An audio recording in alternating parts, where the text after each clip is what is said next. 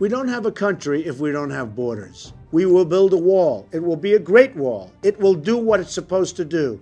Keep illegal immigrants out. Now, with that said, we're going to have a beautiful big door right in the middle of that wall. And people are going to come into our country, and they're going to come in legally. And we want people to come in, and we want to treat people fairly. But we either have a country or we don't. We need a border. We need a wall.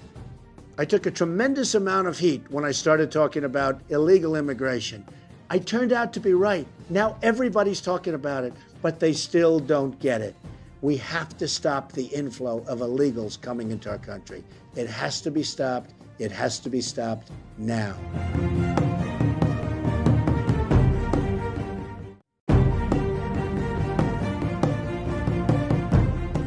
Our country is totally divided.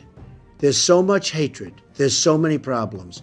Our president was a terrible unifier. He was the opposite of a unifier. He was a divider. I will unify and bring our country back together.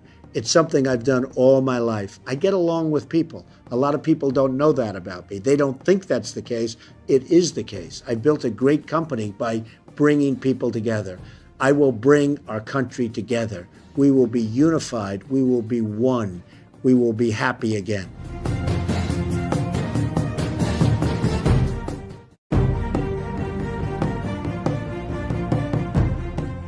I'm a tremendous believer in education, but education has to be at a local level. We cannot have the bureaucrats in Washington telling you how to manage your child's education. So Common Core is a total disaster. We can't let it continue. We are rated 28 in the world. The United States, think of it, 28 in the world. And frankly, we spend far more per pupil than any other country in the world. By far, it's not even a close second. So here we are, we spend more money and we're rated 28. Third world countries are ahead of us. We're going to end Common Core. We're going to have education, an absolute priority.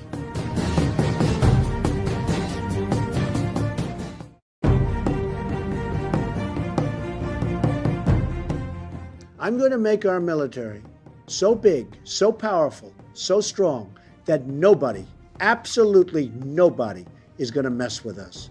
We're going to take care of our vets, and we're going to get rid of ISIS. We're going to get rid of them fast.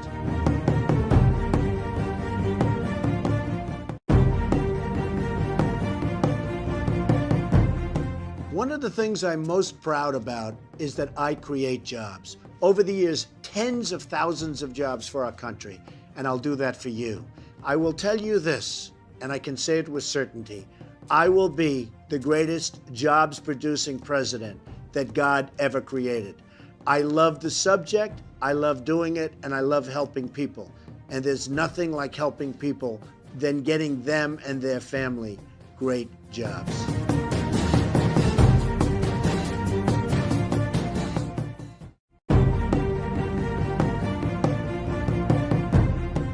One of the things I'm going to do, and largely with our great tax plan where everybody's taxes is going down, we're going to grow our economy. We have to get rid of the $19 trillion in debt. So unfair, so totally unfair to our young people. We are not going to leave you with that burden.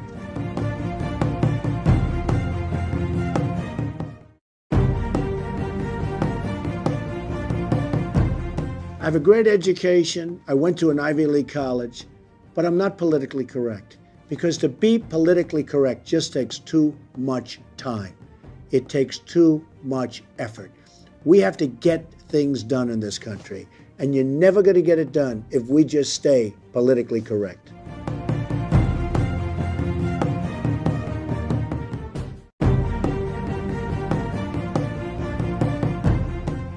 I know the best people, and I'm totally self-funding my campaign.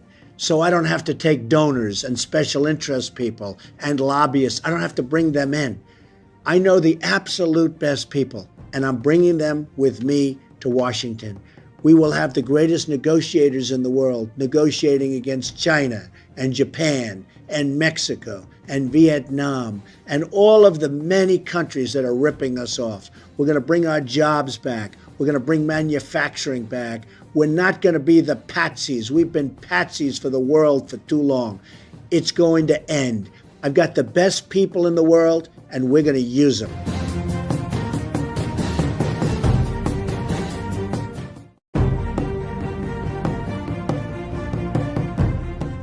It takes a lot of courage to run for president, especially if you're a non-politician, which I'm proud to say I am a non-politician. But the journey has been an unbelievably interesting one and fascinating. I've met so many great people, so many people that want to be a part of government, and they want to do such wonderful things for our country. America's been great to me. I want to be great to America. I want to do something that's really going to put us back on the right course and make America great again.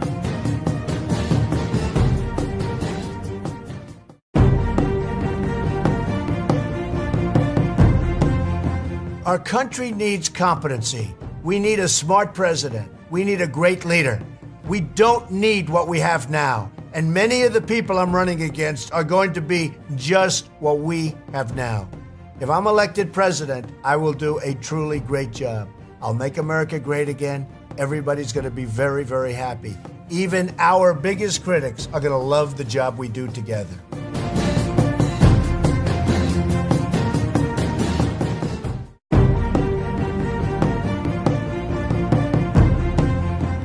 New Hampshire has a tremendous drug epidemic. Every time I go there, people come up to me and they say, Mr. Trump, what are we going to do? Drugs are pouring in. I'm going to create borders. No drugs are coming in. We're going to build a wall. You know what I'm talking about. You have confidence in me. Believe me, I will solve the problem. They will stop coming to New Hampshire. They'll stop coming to our country. And the people that are in trouble, the people that are addicted, we're going to work with them and try and make them better. And we will make them better.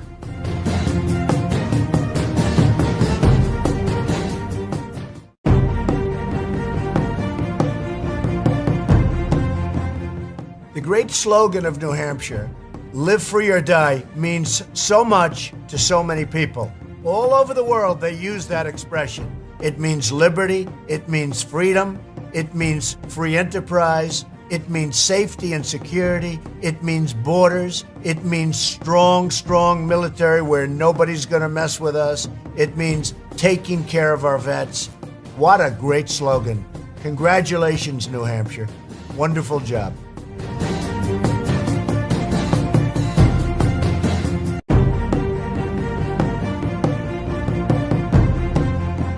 So important is our Second Amendment. The politicians are chipping away at it day by day, night by night. It gets weaker and weaker. We're not going to let it happen. We are going to protect our Second Amendment. If I'm president, you can count on it 100%.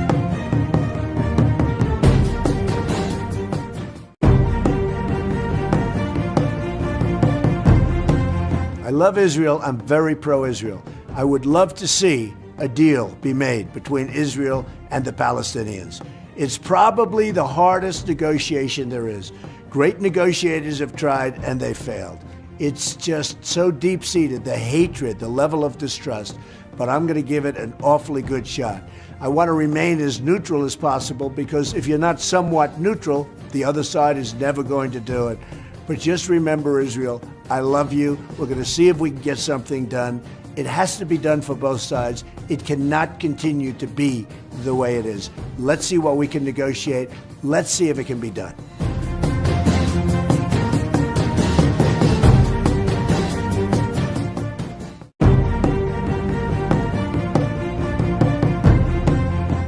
Some people have said that my policies on trade will lead to a trade war. Well, I guess when you think about it, we're already in one. We're losing $500 billion a year to China. We're losing billions and billions to Japan and Vietnam and India. And Mexico is beating us both at the border and they're beating us in trade. So when you say war, they're in a war, we're not in a war because they're beating us so badly.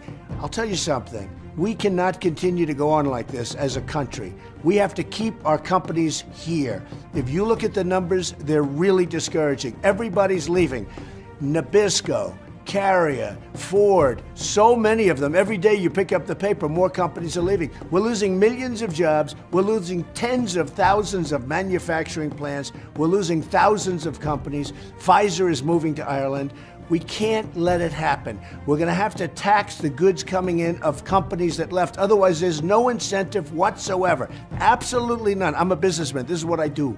There is no incentive whatsoever for a company not to leave. So we're going to tax their product coming in. They want to leave. They want to go to Mexico. They want to make air conditioners. When they send those air conditioners here, they're going to pay a 35% tax. And you know what's going to happen? Carrier is not going to leave.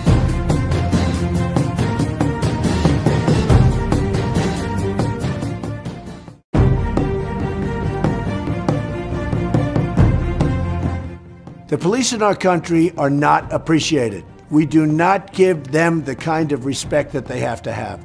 Sure, there'll be a bad apple, there'll be a bad thing happen, and it ends up on the news for 2 weeks and everybody hates the police. The fact is, they do an incredible job. We have to give them more authority and we have to give them far more respect. Without the great police forces that we have throughout the United States, we wouldn't be sitting here. We wouldn't have the lives that we have. They do a fantastic job. We have to appreciate and respect our police.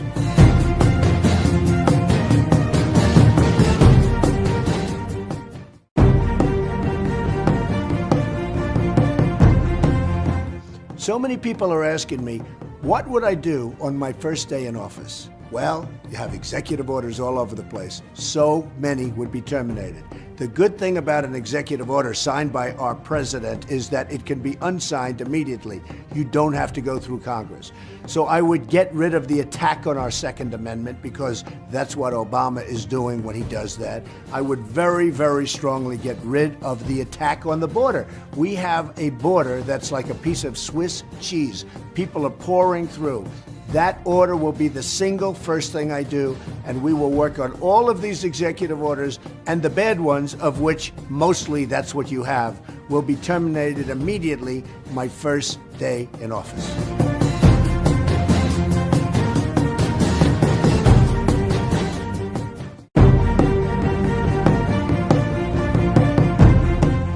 The establishment, lobbyists, and special interests are absolutely killing our country. Campaign contributions are given to our politicians, and our politicians are never going to do what's right for you, the people of our country. They're only going to be doing what's good for them, meaning they want contributions to run for office now and in the future. So, we'll work with the establishment, but they're no longer going to control what's happening. We're going to control it, and that's going to be good for you, and it's going to be my great honor, believe me.